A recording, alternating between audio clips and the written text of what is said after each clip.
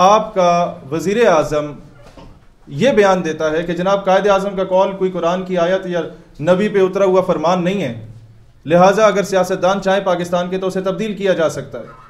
और उससे बड़ा दुख और शर्म का मकाम ये है मेरे सहाफ़ी भाइयों कि ना पेमरा ने उसका नोटिस लेके प्रोग्राम को बंद किया कि कायद आज़म की तौहीन हो रही है, ना ही किसी कोर्ट ने सो मोटो नोटिस लिया अदलिया ने इसका, और ना ही किसी पॉलिटिकल पार्टी ने इसकी मजम्मत करके यह ऐलान किया कि हम सड़कों पे आ रहे हैं या हम जनाब इसकी मजम्मत करते हैं, क्योंकि हर कोई इस वक्त गवर्नमेंट से हर कोई चाह रहा है कि उसका ज़ाती मफाद उसको मिल जाए। सारे ये जानते हैं कि जब इन चीज़ों की मजम्मत की जाती है तो शायद उन्हें हुकूमतों से ना नवाजा जाए, सारे हुकूमतों की भीख बाहर से जाके मांग रहे हैं। मैं आज अलल ऐलान ये बात कह रहा हूँ कि जिन्ना हाउस पर अगर हमला रियासत से बगावत है, और यकीनन बगावत है, तो कायद आज़म रहमतुल्लाह अलैह के नजरियात पर हमला भी रियासत से बगावत के जुमरे में आना चाहिए। मेरे भाइयों, मैं आज ये बात कहना चाहता हूं कि this is not your mandate Kakar साहब।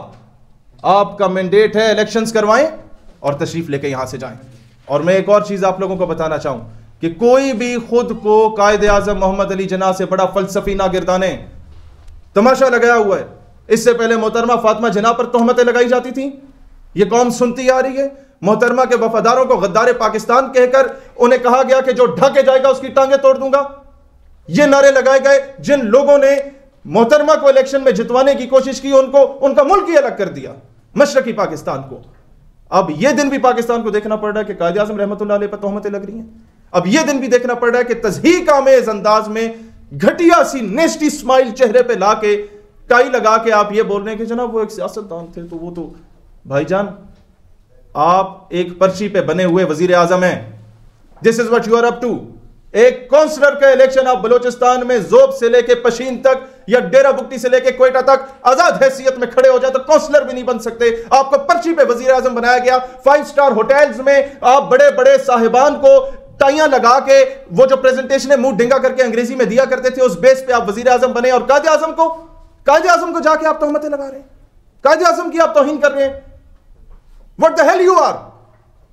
इससे पहले जब भी हमने बात की, हमने काकड़ साहब के बात की, ऑनरेबल प्राइम मिनिस्टर के बात की, क्योंकि हमें आपके मनसब का ख्याल था, हमें आपके ओहदे का ख्याल था। यह बहुत बड़ा ओहदा है, दुनिया की वाहिद एटमी रियासत के वजीर आजम का ओहदा।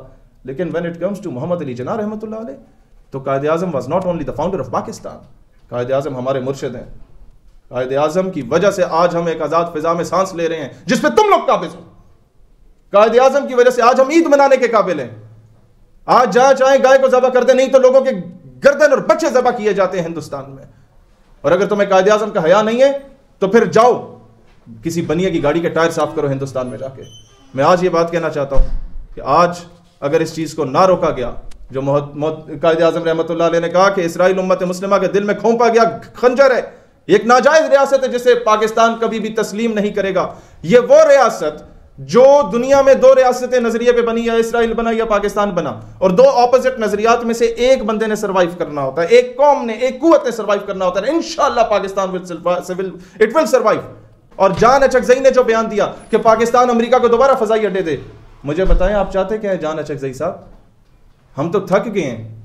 आज आपको पता है कल का दिन है जब हम लोगों ने बांग्लादेश खोया था, और कल का ही दिन है कि जब हमने एपीएस के बच्चों के लाशें उठाए थे। एपीएस की प्रिंसिपल जिसे जिंदा जलाया गया था, उसके बेटे ने हमारे साथ यूनिवर्सिटी में पढ़ा था। मैं उसे आंखें नहीं मिला सकता था, उसे दूर से देखता था तो मेरी आंखों में नमी आ जाती थी।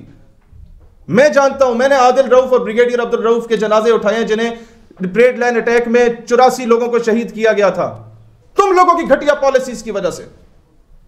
इस तरह के बयानात देकर तुम क्या चाहते हो? कब तक? क्या दोबारा हम लोग अपने फाटा के लोगों को जो है वो बेयारो मददगार छोड़ेंगे?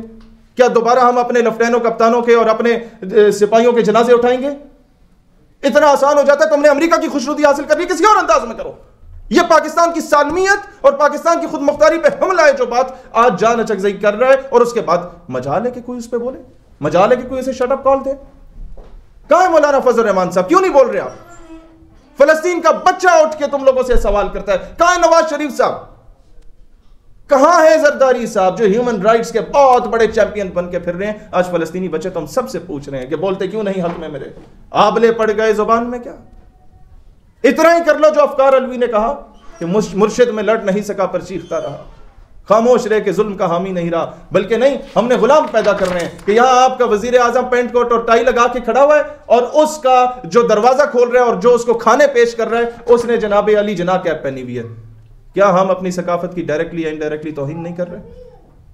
पाकिस्तान नजरियाती पार्टी जब भी गवर्नमेंट में आई, हमने ये लाजिम करा देना है कि हमारे जो सरकारी ओहदेदारान है, ब्यूरोक्रेट्स हैं, वो पाकिस्तान का कौमी लिबास पहनेंगे और हमारे शादियों पे इंशाल्लाह जिन लोगों ने भी ढोल बजाना होगा उनको हम ऑनर देंगे, उनको एहतराम देंगे और पेंट कोट टाई पहनाएंगे इंशाल्लाह ताला, और उन लोगों को अच्छा लिबास दिया जाएगा। आगे मैं बताऊं, हमारी ब्यूरोक्रेसी का जो हाल हुआ पड़ा है कि आपके हर जनाब साल के बाद आप लोग दर्जनों ब्यूरोक्रेट्स पास आउट करते हैं जो इस वक्त ट्विटर स्टार बने बैठे हुए हैं। सरकारी गाड़ी पे बैठेंगे, 6 गार्ड इधर खड़े करेंगे, 10 गार्ड उधर खड़े करेंगे, एक भी इनमें से इस काबिल नहीं है जिसने पोस्ट ऑफिस को टीसीएस जितना तेज कर दिया हो या पाकिस्तान रेलवे को फैसल मूवर्स जितना जो है ना वो तेज कर दिया हो। ये सारा तबका हमारी रियासत के ऊपर, इसकी जेब के ऊपर एक बोझ बन के बैठ चुका है। मेरे भाइयों, हम लोग बजाय इसके कि अपनी रियासत के लिए कागड़ साहब आप कुछ करते, आपके दौरे हुकूमत में 23 नवंबर को मालाकंड के हॉस्पिटल में, मालाकंड का डिवीजन का जो डीएचक्यू है जिसको 8-9 जिले लगते हैं, चित्राल से लेकर स्वात तक, शांगला तक का इलाका वो कवर करता है, उसको दिया गया। एक बंदा कहता है मैंने टॉन्सिल्स का ऑपरेशन कराना है, 23 नवंबर को वो जाता है और ये पर्ची उसका डॉक्टर लिख के देता है कि जनाब अगले साल 7वें महीने में जुलाई अगस्त में जाके तुम्हारा इलाज होगा, ऑपरेशन होगा। 8 महीने आगे की तारीख दी जाती है। मरीज ना मरे तो क्या करे? मरीज ना मरे, वो सड़क बंद ना करे, वो क्या करे जब आप लोग बेसिक फैसिलिटीज आवाम को दे नहीं सकते? मैं दोबारा कहता हूं, ये आप लोगों का मैंडेट नहीं है, लिहाजा अपनी औकात में रहिए, अपनी औकात ना भूलिए। मोहम्मद अली जिन्ना के कदमों की खाक से लगी गुबार के भी करीब या नजदीक तुम नहीं पहुंचते अनवारुल हक काकड़। ये बात याद रखें।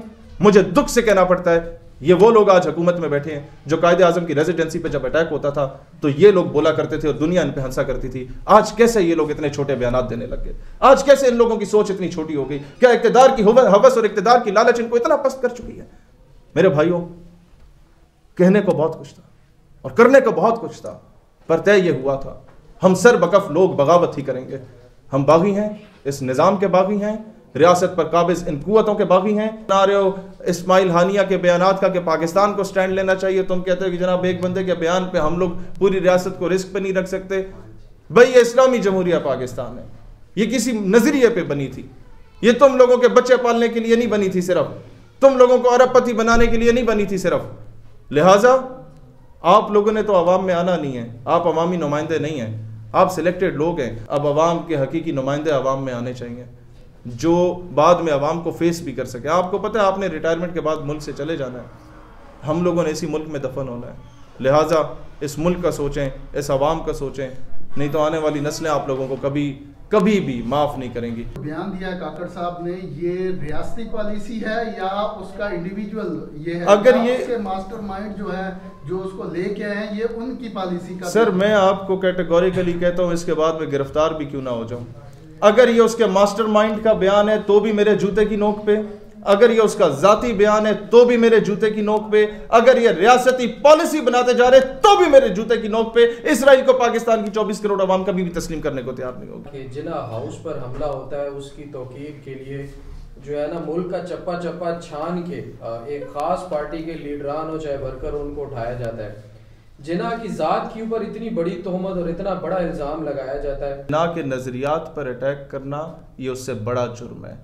कोई इलाका आपका कब्जे में आ जाता है तो जनाब अली वो इलाका मिलिट्री माइट से वापस ले लिया जाता है, लेकिन जब आपका नजरिया किसी के कब्जे में आ जाए तो उसके लिए सदियां लग जाती हैं, उसके लिए लाखों करोड़ों कुर्बानियां देनी पड़ती हैं। और हम नजरिया पाकिस्तान को किसी के ज़ेर अताब नहीं आने देंगे इंशाअल्लाह ताला। ये उससे बड़ा हमला है, ये रियासत से बगावत है, कायदे आज़म के नजरिए से बगावत, रियासत पाकिस्तान से बगावत है। इसे उस जुमरे में लेना चाहिए और चीफ जस्टिस ऑफ पाकिस्तान को सुमोटो नोटिस लेना चाहिए। दरअसल बाद भी ऐसे नजर आएंगे जिस मकाम पर हम खड़े हैं, कोई भी पॉलिटिकल पार्टी ऐसे लोगों को बना बनाया MNA का टिकट देके जितवा सकती है।